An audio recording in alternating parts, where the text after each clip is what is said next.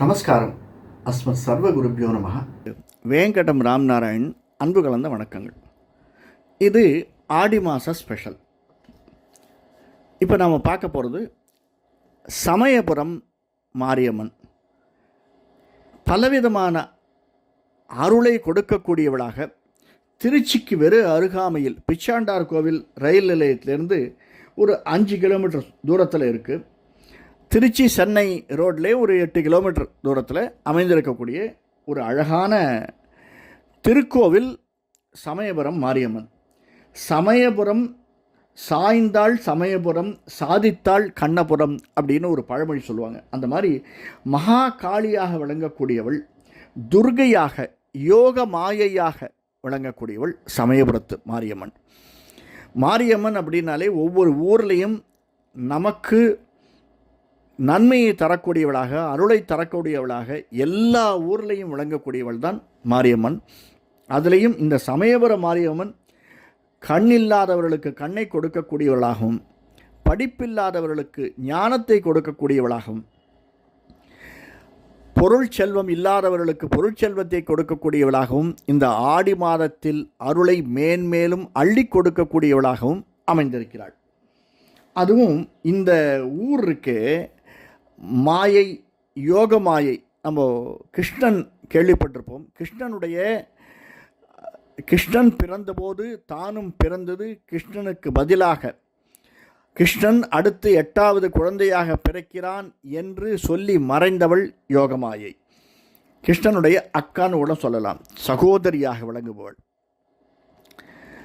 அந்த இடம் சமயபுரம்.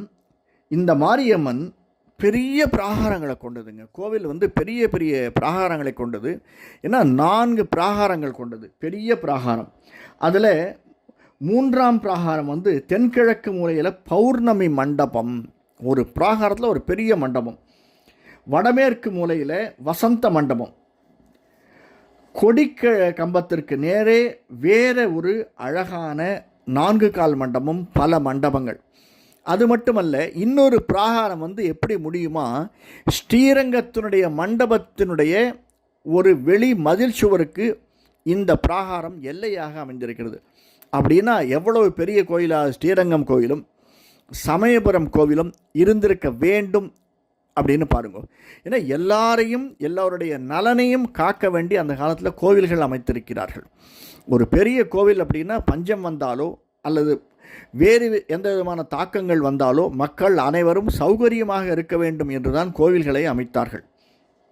அப்படி உண்டான கோவில்தான் இதுவும். மூலஸ்தானத்தில் மாரியம்மன் 4 திருக்கரங்களோடு விளங்குகிறாளாம். மிக அழகான கரங்கள். அது மட்டுமல்ல, 5 தலை நாகம் கொடை பிடிக்குமா போல. எப்படி சிவபிரானுக்கு நாகம் இருக்கோ, மகாவிஷ்ணு படுக்கையாக இருக்கக்கூடிய ஆதிசேஷனோ, அந்த மாதிரி இங்கே அம்மனுக்கு நாகம் குடைபிடிக்கக்கூடியதாக அமைந்திருக்கிறது. சரி சார், என்ன விசேஷம்? இந்த இடத்துல ஞாயிற்றுக்கிழமையில் பூச்சொரியல் விழா அப்படின்னு ஒன்று நடக்கிறது. நமக்கு தெரியும், பூச்சொரியல் விழா, பூமிதி, இதெல்லாம் நம்ம கேள்விப்பட்ட ஒன்று, தமிழர்களுக்கு ஆவி வந்த ஒன்று.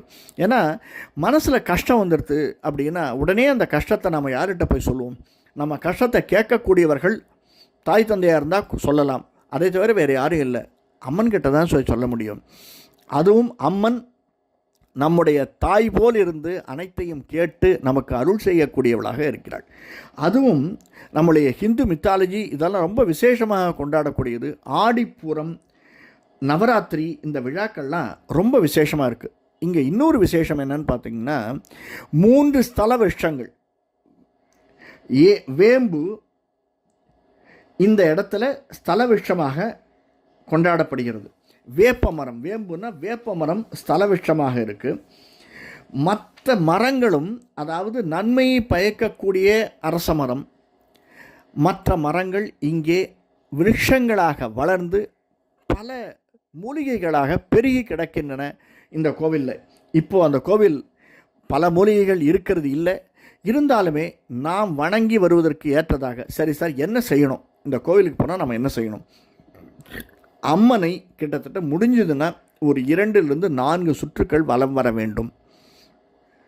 இப்போ கூட்ட நெரிசல் ரொம்ப அதிகமாக இருக்குது. அம்மன் கிட்ட போகச்சே நாம் என்ன நினச்சிக்கிறோமோ அதை மனதுக்குள்ளே எண்ணி, அம்மா நீ தான் எனக்கு இந்த அருளை செய்ய வேண்டும், என்னை காப்பாற்ற வேண்டும், எனக்கு கண் வேண்டும், இந்த ஆடி ஆரம்பிக்கக்கூடிய புது வருடம், படிப்பிற்காக ஆரம்பிக்கக்கூடிய வருடம் எல்லோருக்கும் நன்றாக இருக்க வேண்டும், குழந்தைகள் நன்றாக படிக்க வேண்டும் என்று மனதிற்குள்ளே தீர்க்கமான சிந்தனையை செய்து, இன்னொன்று என்ன பண்ணுவாங்கன்னா, இந்த கோவிலுக்கு போகிறதுக்கு முன்னாடி பட்டினி விரதம் இருந்து இந்த கோவிலை சென்று அம்பாளை வணங்கி வருதல் அப்படிங்கிறது ஒரு வழியாக வரக்கூடியது ஒன்று. நம்ம ஒவ்வொருத்தருக்கும் அவரவர்களால் இயன்றபடி, சில பேர் ஏகாதசி விரதம் இருக்கிறது உண்டு, சில பேர் அமாவாசை விரதம் இருக்கிறது உண்டு, சில பேர் வெள்ளிக்கிழமை விரதம் இருக்கிறது உண்டு. அந்த மாதிரி இந்த கோயிலுக்கு போகணுன்னா முதல் நாள் விரதம் இருந்து, ஏன் விரதம் இருக்கிறது அப்படின்னா, நாம் சிந்தனை அம்பாளிடமே இருக்கும், வேறு எந்த சிந்தனையும் இருக்காது. அதனால் விரதம் இருக்கிறதுன்னு சொல்கிறோம். அதனால் விரதம் இருந்து அந்த அம்பாளை வணங்கி சேவித்து வந்தோமையானால் நிச்சயமாக நாம் நினைக்கக்கூடிய அனைத்தும் இந்த ஆடி மாதம் மட்டுமல்ல, மற்ற மாதங்களிலும் நமக்கு கிடைக்கும் என்பதில் சிறிதும் சந்தேகமில்லை. நன்றி, வணக்கம். நன்றி. இந்த காணொளி பிடிச்சிருந்தேன்னா லைக் பண்ணுங்கள், சப்ஸ்கிரைப் பண்ணலாம் சப்ஸ்கிரைப் பண்ணுங்கள், ஷேர் பண்ணுங்கள். வணக்கம்.